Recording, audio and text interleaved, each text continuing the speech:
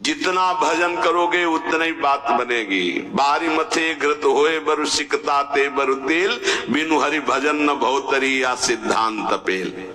भजन का जिसके जीवन में 4 बातें हैं उसका पूरा भजन होगा, सही भजन होगा। पहला, भगवान के नाम का निरंतर जप करने का अभ्यास। दूसरा, भगवान के प्रेमी जनों के चरित्रों का चिंतन करना। बहुत जल्दी भक्ति पुष्ट होती है भक्तों से। हरि को निज यश ते अधिक भक्तन यश पर प्यार। अगर रोज भक्त नामावली का आप पाठ करेंगे तो आपकी भक्ति बहुत पुष्ट हो जाएगी। भक्तन की नामावली जो करी है चित लाए, ताकि भक्ति बढ़े घनी और हरि होए सहाय। और सबसे बड़े विघ्न विनाशक भक्तों के नाम कीर्तन है। कई बार कहा है यदि आप अपने घर से कहीं यात्रा करें तो पहले 5 भक्तों का तो स्मरण कर ही लें, कभी विघ्न नहीं पड़ेगा। लिख लो कागज में, कभी विघ्न नहीं पड़ेगा। भक्ति भक्त भगवंत गुरु चतुर नाम बपु एक, इनके पद बंधन की नासत विघ्न अनेक। पहले धैर्य रखो। जब आप वाहन पे बैठने जा रहे हो घर से बाहर तो पहले 5 भक्तों, किसी 5 भक्त का स्मरण कर लो, कुछ याद कर लो भक्तों के नाम। ये जीवन की बहुत अमूल्य धन है। 5 प्रहलाद नारद पराशर पुंडरीक व्यास अम्बरीश सुख शौनक भीष्म दाल व्यान रुक्मांगद अर्जुन वशिष्ठ विभीषण आदि। ऐसे तुम्हें याद नहीं है तो ऐसे नागरी दास जी की जय, हरिवंश महाप्रभु की जय, स्वामी हरिदास जी की जय, बिहारिन देव जी की जय, सेवक जी महाराज की जय, ध्रुवदास जी की जय, वृंदावन दास जी की। जो भक्त याद आवे 5 भक्तों का याद। भक्त नामावली जो रोज पाठ करता है उसके हृदय में घनीभूत भक्ति, ठोस भक्ति, जिसमें कोई विकार ना प्रवेश कर पावे, क्या जाता है। हमें लगता है अगर ध्रुवदास जी कृत 42 लीला में जो भक्त नामावली सब महान भक्तों के नाम है 30 मिनट में हो जाएगी, जल्दी से करोगे तो 7-8 मिनट में श्री भगवत रसिक जी द्वारा की हुई भक्त नामावली हो जाती है अगर रफ्तार से करो। हम सो इन साधुन सो सुख।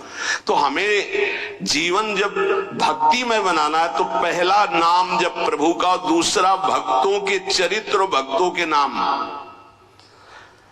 हरि को निज यश ते अधिक भक्तन यश पर प्यार, ये बात समझ लीजिए। कुछ भक्तों की नामावली सबको रोज करनी चाहिए। अपने यहाँ भगवत कृपा से श्रृंगार के बाद रोज होती भक्त नामावली, सबको करना चाहिए। अगर बड़ी नामावली करनी हो तो ध्रुवदास जी का, छोटी नामावली तो भगवत रसिक जी ने 7-8 मिनट में हो जाती है। तीसरा, अपने आराध्य देव को ध्यान में रखते हुए चलना फिरना, उठना बैठना। ये जो बिहारी जी का रूप है, जो राधा वल्लभ जी का रूप है, राधा रमन जी का रूप है, ये किसी मूर्तिकार ने नहीं बनाया, स्वयं प्रभु प्रकट हुए प्रिया प्रीतम से। बार बार आदेश भी आचार्य चरण कहते राधा वल्लभ लाल को हृदय ध्यान मुख नाम।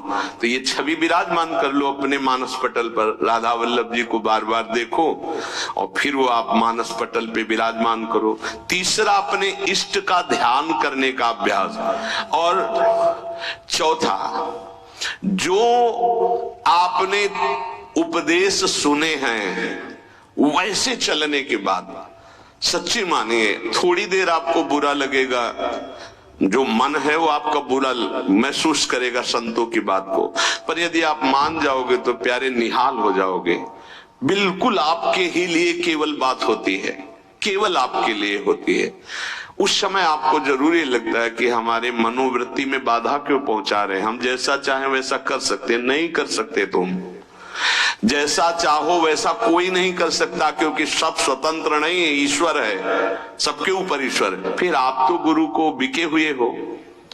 अगर आप भगवत चरणारविंद के शरणागत तो आप बिके हुए हो, आपका अधिकार कहा है। आपको कहा जाए खड़े रहो, यही तो वहीं खड़े रहो, तब आपकी शोभा है। अरे क्यों खड़े रहे, अब चले गए, ये आपकी शोभा, ये समर्पण की शोभा नहीं। समर्पण की शोभा तो वही है कि जो आदेश किया जाए उससे। चौथी बात है, जो शास्त्र आज्ञा, गुरु आज्ञा, संत आज्ञा हुई उसके अनुसार जीवन चलावे। प्रभु से मन जोड़ना है और संसार शरीर से मन को हटाना है। वो बड़े भाग्यशाली जन हैं जो विषयों से मन को हटाकर प्रभु में जोड़ते हैं। बड़े कृपालु प्रभु हैं। देखो ज्यादा हट करोगे कि हमें भोग चाहिए तो हरि गुरु दे देंगे, हमारी बात मानना। वो ये कहते जाएंगे कि ये जहर है, इसे मत खाओ, पर ज्यादा आप कहोगे तो हरि प्रसाद कुछ दुर्लभ नहीं, वो इसलिए दे देंगे कि एक बार देखो तुम संसार के अभी थपेड़े खाओ, फिर तुम्हें पता चलेगा। जब तुम कहोगे नहीं चाहिए तो एक सेकंड में ऊंचाई पर वो बैठाल देंगे। अगर पहले ही उनकी सलाह मान लो तो तुमको थपेड़े नहीं खाना पड़ेगा, जलना नहीं पड़ेगा, निकल जाओगे। मनुष्य जन्म का महान कर्तव्य